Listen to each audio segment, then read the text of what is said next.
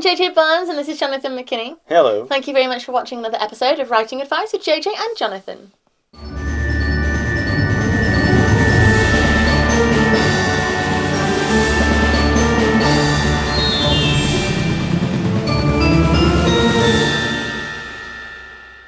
Today we're going to be talking about writing backstory, which is specifically your characters that you are creating for your book, your film, your TV show. How much backstory do you give to those characters? How much is present in the plot? Right. And how much do you pre-prepare as opposed to find out as you go along the way, as you do write your plot, as you learn who the characters are, so that it shapes how they behave? Okay. So I'll go. Yeah. When I started, I did a lot of backstory for the characters. Yeah, you did.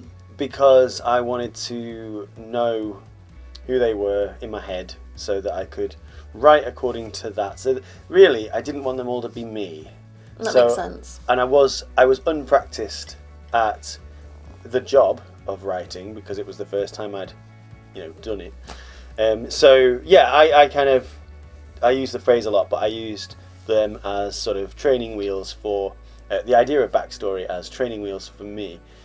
While I got used to doing it, I'd no longer create backstory for characters at all, really. I think about new characters that I create, I think about who they are now. And unless there is a very specific reason to look at their past, we've got characters in Hollowhood who are, their sort of life's work has led them to where they are. Or in the case of Bethany, previous relationships. In the case of Andy and Olivia, childhood.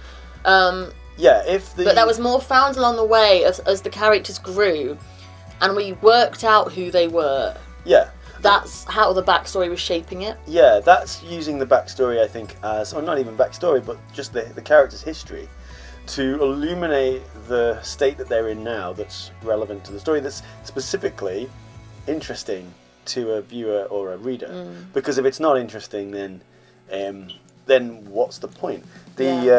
I think that's where backstory can become a problem, because I think if you meticulously create a backstory for your character, you might, especially if you're, as you say, new, so therefore you haven't got the experience of doing it, which is what you say, training wheels. You want to make sure your characters are distinct, which is where it is a good thing. You want to make them distinct, you want to make who they are clear, you want to give them interesting motivation. Yeah. So you might go into time of creating this meticulous backstory, which then you care about a lot. So you put it into your story. But you care about it because you've created these characters and you know who they are. Your audience wants to learn. And I think if you put the backstory in too heavily, your audience doesn't get a chance to learn and understand and feel these characters for themselves, because you're telling them this is who they are because of this, because of this, because of this. And it kind of pushes your audience further away from them rather than drawing them in. Yeah, that is actually extremely well put, because there is a problem with over-informing your reader if you're writing a book, over-informing the reader about who the person is, and it falls into that kind of show don't tell. Yeah, I agree. Area. But then I think backstory then equally so can be used in a really, really good way. As you say, you want your characters to have damage. You want them to have sort of emotional scars because it causes them to behave in ways that will cause conflict. Yes. If the dog suddenly shoves this camera over... I know, I was just worrying about that myself. Molly, what are you doing? Come up here, keep out the way. Don't drink the Baileys. So yeah. If you use their backstory and you reveal it slowly, either through flashbacks, I'll put the non-linear thing there. You can do it through flashbacks, which is what I've chosen to do before. Or you can do it through how they behave. I'll tell you what, a really common trope for this, what I'm talking about is, when you have the bad boy with the heart of gold who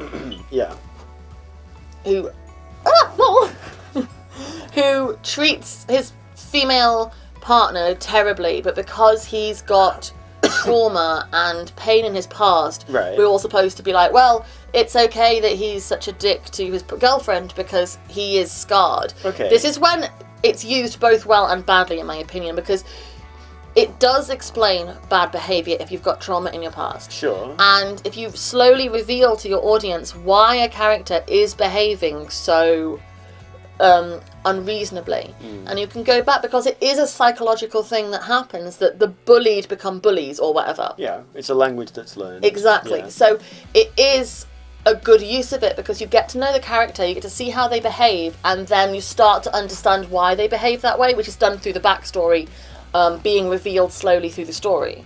But the problem with that trope is then it's like saying that we should all forgive the people who are vile to us and stay with them because they've got pain. It might feel like that. It might feel like that's what it does. I don't think that's it's necessarily not something that's being asserted by a story. True. But in humanising a toxic person. Humanising is the point, isn't it? Because, and that's what you can do with the backstory. If you have been mistreated in a specific way and you're not ready to forgive whoever it was that mistreated you in that way, you might take a film humanising somebody who behaves that way as the film preaching to you about forgiveness, but the film isn't doing that. It's just telling a story. It's just telling a story, and it's probably telling a good story because it is showing the humanity in its villain, which is something we've said you should do. Yeah, exactly. Having the humanity in your villain is important, and through the backstory, because that's the backstory, like the villain video. The Christmas tree. Lols. You knob. No, because your villain, when you start your story, presumably, normally, your villain is already a villain. So they're already doing the bad things, and you cut into the story at that point because you want your main character wants to stop them, or and they are already that person, but they got that way, and the backstory for the character is how they got that way. Right. So as I'm saying, having backstory can be a very good thing, but it can be a hindrance. It can be fed to your audience in a way that draws them in and intrigues them and excites them and makes them want to get to know this character more and understand the character more. Or it can be overload of information that you're just not ready for because you don't care enough about that character yet. Right. So really it depends, and you want to be sensitive to the kind of story you're telling and what kind of excess of information or lack of your reader's likely to want. So if your reader really doesn't want paragraphs of history, they want to drive forwards, which is usual and it's common and it's more interesting usually to, if you're reading a story, to want to move forward. If you're reading a history book, then you can get history. Yeah. But sometimes the rich world building, especially in fantasy novels, can be fun to explore. I think about Harry Potter, which towards the end, people at the time that the last book came out were saying to me that they were just excited to one last time go into that world. Yeah. And if you only... They thought one last time. Well, yeah. There's been loads since. Yeah, well, there's no more Harry Potter books. No. So... there is other Harry Potter books. There's there's Harry Potter there's not Harry Potter. Yeah, it's the Crimes of Grindelwald. You've got those 7 novels. And, yeah, people were communicating that they were looking forward to going into that world. Now, if it had only just been driving forward all the time and what J.K. Rowling does is she does build the world for you because the world itself is interesting. So, but not in a way that's overloading. Well, it depends, because some people might feel it is. I mean, they might, but other people might not. But whatever reading, whatever the quality of Harry Potter is, it clearly works. I'm reading Chamber of Secrets to Rosie again at the minute because I love all these books so much. They were my childhood. Yeah. And there isn't masses, and I'm noticing it actually, but that's why the earlier books are shorter. Yeah. Because she hasn't done that yet, but I think she was very sensible because she waited. So by the time you get to the bigger books, The Order of the Phoenix and everything, you're invested and you care. So then the introduction of the world building and the backstory has more relevance to you because you're already invested in who these characters are and the journey they're going on. Right. I just think that there's an opportunity in prose if you've got an interesting world to... But that's more world building than backstory. No, but it's connected because... It is connected. You can talk about the world building through the backstory of a character. So if you have a high fantasy, so something that's set in a foreign, in a non-Earth place where there's magic and there's barbarians and all that kind of high fantasy stuff, then that's a completely new world, and it's a good chance that your readers want to explore that world because it's not this. Yeah. If you are telling a story that's set here on Earth, they probably don't need much about what London is like because they can go there for themselves, but they I can't agree. go to, they can't go to Narnia. Well, no, they can't go to the Shire in Lord of the We Rings. can't do Narnia either. No, I know, but like that's not a high fantasy. That's an urban fantasy because they start in England. Later books are though.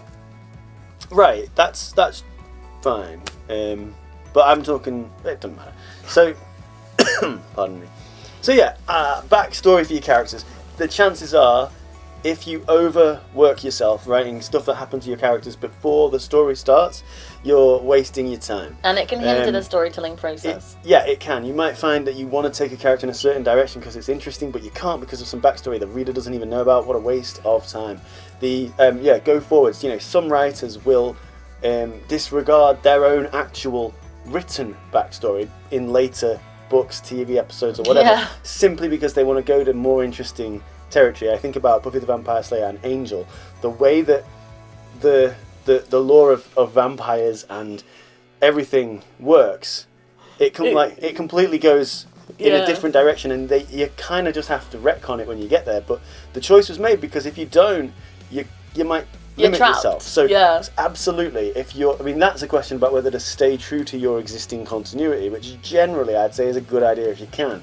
That's another video. We're going to go too long. My point is that if you create continuity that the reader has never read and will never read because it doesn't actually exist, if you just create it and it's in your head and you limit your own storytelling potential 100% because of it, then you're wasting time and you're weakening your work for no reason. So I agree. Let that backstory disappear into a cloud. You can rework that. It's only in your head. No one's going to see it.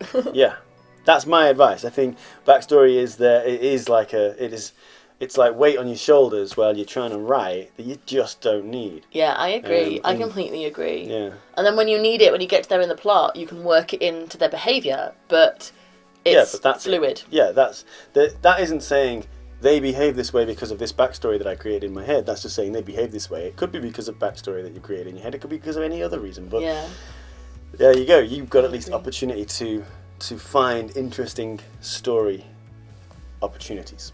I agree. I will say no more. No, it's good. You're very good. Thank you very much for watching our video about writing backstory. If you have any backstory experiences of reading or watching that really work for you and you love them for a specific reason, comment below because we'd love to see them or read them, and then we can talk about them as an example of when backstory is used really well. And we can, if you're a YouTuber with a channel about writing or filmmaking or books or anything like that, we can link to your channel, so we'll do that. And if you have any other writing questions that you've got, also comment below because we love to answer questions. We have a whole playlist of answered questions that we've been doing, so I'll put the link to that there. And thank you very much for watching. Come and find us on social media. All the links are in the comment description below. So come find us and talk to us, and we'll speak to you again soon. Bye. Bye.